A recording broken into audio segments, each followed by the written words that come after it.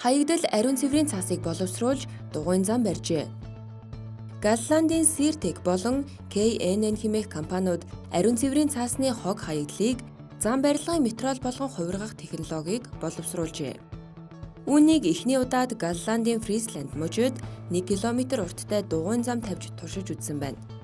Ариун цэврийн цаас нь маш өндөр температурт цэвэрлэгдэж ариутгагддаг юм.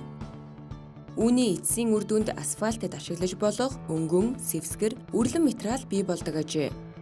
Үүнийг мөн биопластик болон барилгын материалд ашиглаж болно. Галландд жил бүр 180 мянган тонн ариун цэврийн цаасны хог хаягдал гардаг бөгөөд эдгээр нь өндөр чанартай буюу целлюлозоор баялаг байдаг учраас эцсийн үр дүнд чанартай материал гарган авахд нөлөөлж байгаа юм. Энэ нь маш зардал багатай бизнесийн загварт тооцогдож байгаа бөгөөд Sirtec компани гэхэд өдөрт 400 кг целлюлозыг хаягдал ариун цэврийн цааснаас гарган авч байна. Үүний багахан хэсгийг био нийлмэл бүтээгдэхүүн үйлдвэрлэх түүхийд болгон ашиглах зорилгоор Англид экспортлж байгаа бөгөөд харин үлдсэн целлюлозыг дугуйн зам гэх мэт бусад бүтээгдэхүүний үйлдвэрлэл хөгжилд ашиглаж байна.